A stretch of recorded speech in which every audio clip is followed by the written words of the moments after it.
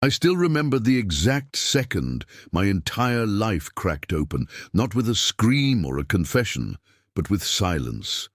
Because the doctor didn't look at the ultrasound screen when my wife lay on the table, she stared at the paperwork, at my name printed neatly at the top, and her hands began to shake in a way no medical professional's hands ever should. Then she reached forward and turned off the monitor mid-exam. No explanation, no warning, like someone had unplugged reality itself. And when she looked at my wife, she didn't sound like a doctor anymore. She sounded like someone afraid, telling her she needed to leave me immediately before going home, before speaking to me, before trusting a single word I had ever said. I wasn't in that room when it happened. And that's the part that still haunts me, because everything that followed, every arrest, every ruined reputation, every courtroom sentence, started with that moment, with a stranger seeing my name and realizing something was horribly wrong. And if she hadn't spoken up, if she had looked away for just one more second, I would have won. Let me start from the beginning, because monsters are never obvious at first. And I didn't wake up one morning planning to destroy the woman I married. I built it slowly, patiently, the way a man builds a trap when he believes he is smarter than everyone else in the room. My name is Grant Mercer. I was 34 years old, a financial advisor on paper, a gambler in reality, and a man drowning in debt while pretending to swim in success. And 4 years ago, I met a woman named Daphne Wilson at a charity gala that was never an accident, no matter how casually I pretended otherwise, because when you owe the wrong people 6 figures and your career is bleeding money, you don't fall in love, you hunt. Daphne came from old money, the quiet kind that doesn't flash but never runs out, an inheritance worth millions, a historic family home, a trust that could save my life if I could get my hands on it. And the first thing she liked about me was that I didn't mention money, which was ironic because money was the only reason I was there. I learned everything about her before we ever spoke, where she worked, how she dressed, what kind of men she avoided, what kind she trusted. I learned she valued emotional intelligence, humility and security, so that's exactly what I gave her. I paid for dinners I couldn't afford. I asked about her childhood instead of her finances. I listened. I remembered details. I became the man she wanted because that's what predators do. They don't force the door. They wait for you to open it. Her mother hated me immediately, which should have been my warning sign. But arrogance makes you careless, and I convinced Daphne her mother was paranoid, overprotective, jealous, and when a woman chooses you over her family, you've already won half the war. Marriage came faster than it should have. A wedding paid for by her grandmother's estate, vows I practiced in the mirror, tears I cried because relief feels a lot like love when the con finally locks into place. And then came the problem I didn't expect, infertility, my infertility, something that threatened to collapse the entire plan before it reached the finish line. When the doctor told us natural conception was impossible, I cried in the car, but not for the reason she thought I was recalculating, because I needed a child to complete the picture, to secure the trust, to justify access to her money. And that's when I made the decision that changed everything. I found the clinic myself, handled the paperwork myself, chose the people I knew could be bought, and when you offer $30,000 to someone drowning in student debt, morality becomes flexible. Samples were switched, records were prepared to be altered later, and I watched my wife cry tears of joy when the pregnancy test came back positive, knowing the child she was carrying wasn't biologically mine, and knowing exactly how I planned to use that fact to destroy her. The real trap wasn't the pregnancy, it was what came after. The DNA test I would suggest publicly, the evidence I would present calmly, the infidelity clause in our prenup that would transfer hundreds of thousands of dollars into my hands, and the narrative I would control, the devoted husband betrayed by his unfaithful wife, the victim everyone would sympathize with, the man who walked away rich while she was left ashamed and broken. What I didn't account for was one variable I couldn't buy: silence breaking at the wrong moment, because the people you use don't always stay quiet forever, and guilt has a way of leaking when pressure builds. By the time my wife was 4 months pregnant, I thought I had everything under control, the money almost within reach, the debts manageable once the payout came, the lies layered so thick no one could trace them back to me. And that's when the doctor saw my name and understood the truth before I did.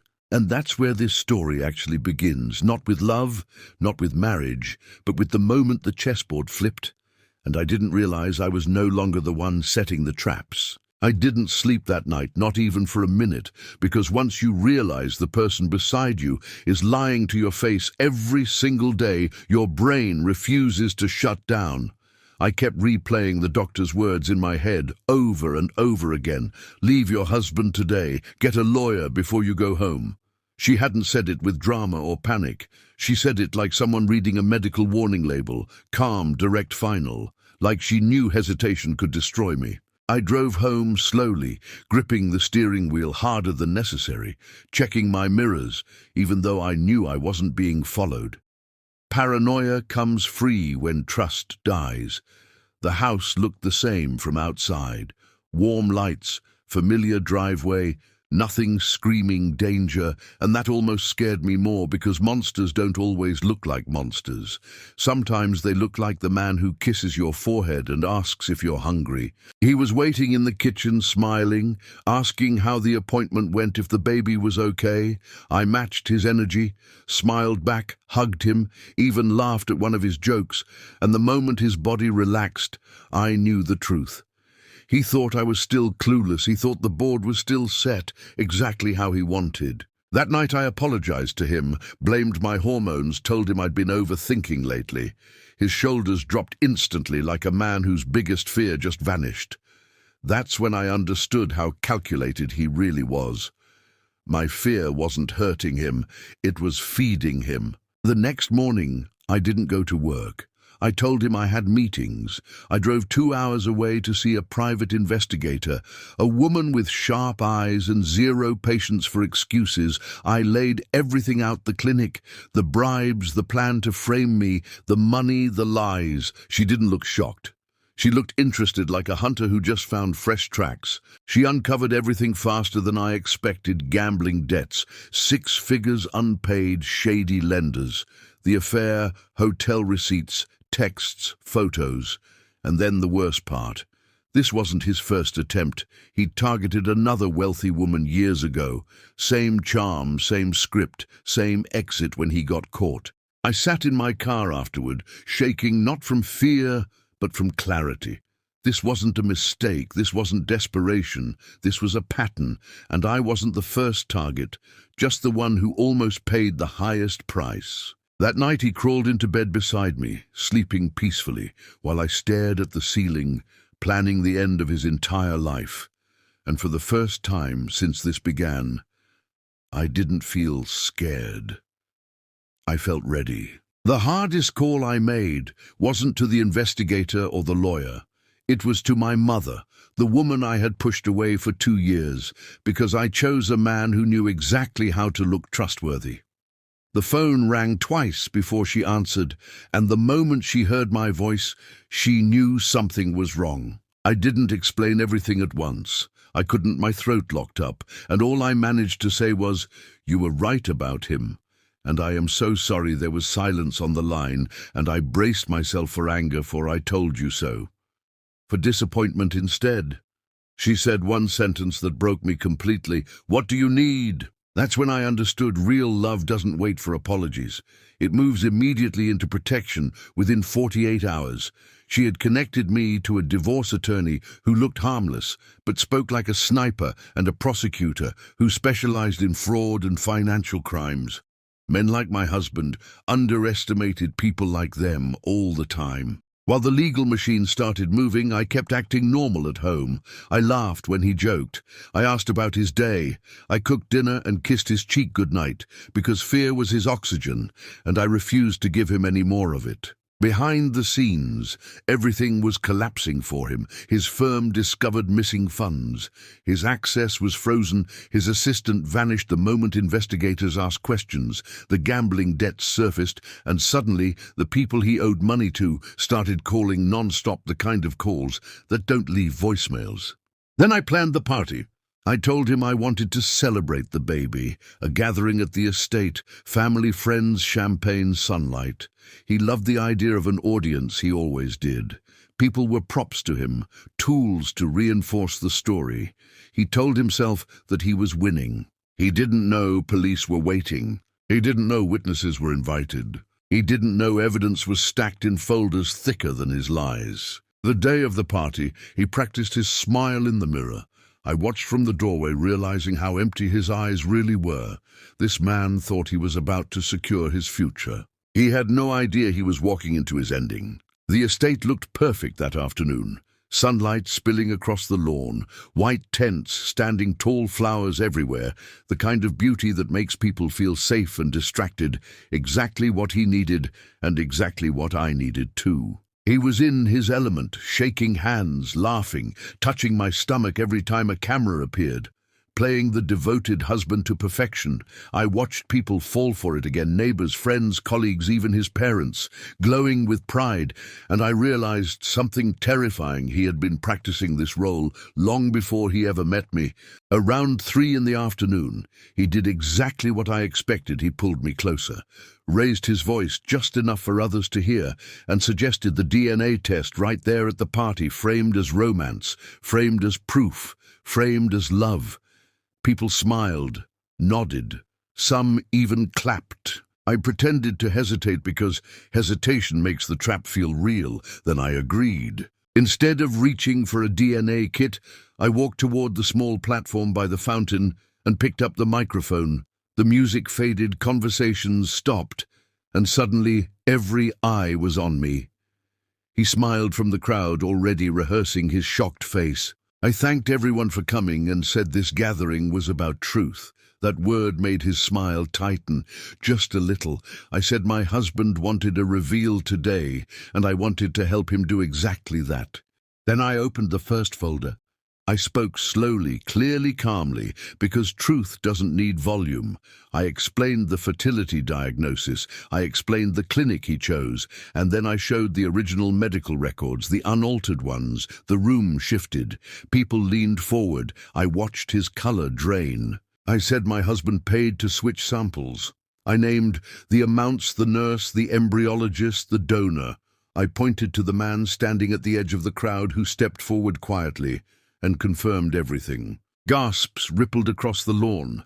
His mother clutched his father's arm. Someone dropped a glass and it shattered like punctuation. I kept going because stopping would have given him hope. I explained the plan, the false DNA test, the accusation, the prenup, the money he intended to take, and then I laid out the gambling debts, the embezzlement, the affair photos held high enough for doubt to die instantly. He tried to speak, called me confused, hormonal, unstable, and for a second I almost laughed because it was the same script he always used when cornered. That's when the officers stepped forward, calm, professional, inevitable. They read the charges as the garden went silent. Fraud, conspiracy, embezzlement. His parents stared at the ground. Strangers stared at him like he was something poisonous. When they handcuffed him, he finally looked at me, not with charm, not with calculation, but with fear, real fear, and begged me to think about our family. I told him we already had, and I watched them walk him away down the same path he once dreamed of owning. I thought the moment the police car disappeared down the gravel drive would feel like victory. I thought I'd feel relief, maybe even satisfaction. What I felt instead was silence. Not the peaceful kind, the heavy kind, the kind that settles into your chest when adrenaline fades and reality finally catches up. 50 people were still standing there in the garden, frozen, unsure whether they were supposed to leave, speak, or pretend none of this had happened. My mother was the first to move. She stepped closer, placed a hand on my shoulder, and said quietly that everything would be okay now. That was the moment it really hit me. This wasn't a scene in a movie. This was my life, and I had just blown it open in front of everyone. The guests left slowly. Some hugged me. Some avoided eye contact. Some whispered apologies for not seeing it sooner, as if any of them could have. By sunset, the estate was empty again. Just me, my mother, and the house Grant had wanted more than he ever wanted me. That night, I slept alone for the first time in years. No pretending, no performance, no calculating someone else's mood, just exhaustion, deep, bone-level exhaustion. The next morning, my lawyer called before I even finished my coffee. Grant had been denied bail, flight risk, financial crimes, gambling debts. The judge didn't hesitate. Hearing that should have felt satisfying. Instead, it felt final. There was no version of this where things went back to normal, no apology that could undo what he'd done, no explanation that would make it hurt less. This was the end of something I once believed in with my whole heart. Over the next 2 weeks, everything unraveled quickly, faster than Grant ever expected. His firm completed their internal audit and confirmed the embezzlement. Clients came forward. Accounts were frozen. His assistant resigned without a word and disappeared. The woman he thought would stand by him vanished the moment consequences showed up. His parents stopped returning calls. The silence around him grew louder every day. Then the letters started, from jail. Long, rambling messages filled with blame, regret, and self-pity. He apologized without ever taking responsibility. He talked about stress, addiction, pressure, bad influences. Not once did he say the words, "I chose to do this." Not once did he ask how I was holding up. Every letter ended the same way. Requests, help, money, forgiveness. I didn't reply. Some bridges don't get rebuilt. Some are meant to stay burned. The divorce moved faster than I expected. The prenup he'd planned to use against me worked against him instead. Infidelity, fraud, criminal intent. His lawyer tried to negotiate, but there was nothing left to negotiate with. You can't bargain when the truth is documented. You can't manipulate when everyone finally sees who you are. When the papers were finalized, I felt something strange. Not joy, not anger, freedom. The quiet kind. The kind that doesn't announce itself, but changes everything. 4 months later, my child was born, healthy, strong, perfect. When I held them for the first time, every doubt I'd ever had vanished. Biology didn't matter. Betrayal didn't matter. The only thing that mattered was that I showed up, that I protected what was mine, that I ended the cycle before it ever touched the next generation. People asked if I hated him. I didn't. Hate still gives someone power. I felt something colder than hate. Indifference, the kind that comes when someone no longer exists in your future. He made choices. I lived with the consequences. He would too. Now the house is quiet in a different way. Not heavy, not tense, just calm. My mother visits every week. We talk, we laugh, we rebuild what was lost. I walk through rooms that once felt like bargaining chips and now feel like home again. Grant wanted control. What he gave me instead was clarity. And here's the truth no one tells you. The worst betrayal doesn't break you. It reveals you. It shows you exactly how strong you were all along. By the time the headlines faded and the court dates stopped feeling unreal, the truth didn't hit like a crash. It settled slowly, like weight, the kind you feel in your chest when you realize something permanent has happened and there is no undo button anymore. Grant didn't just lose his job or his freedom. He lost the version of himself that depended on secrecy, because once a lie is exposed fully, it can never protect you again. His firm erased his name from their website within hours. Clients demanded audits. Colleagues avoided even saying his name. The industry he once hid behind didn't want explanations or apologies. It simply shut the door, because fraud doesn't need interpretation, it needs consequences. The legal process stripped him down piece by piece, not emotionally, but methodically. Charges stacked with documentation, not anger. fraud tied to money, fraud tied to medicine, fraud tied to marriage. The judge didn't see a husband or a father, he saw a pattern, and that pattern was calculated deception over time. His family broke in quiet ways. His parents stopped visiting once denial became impossible, not because they hated him, but because loving someone who weaponized trust forces you to confront everything you ignored, and that kind of realization is exhausting. Everyone who helped him disappeared the moment pressure arrived. The assistant vanished. The embryologist cooperated to save himself. Loyalty evaporated instantly because it was never loyalty, it was convenience. And convenience never survives exposure. The silence afterward was the hardest part.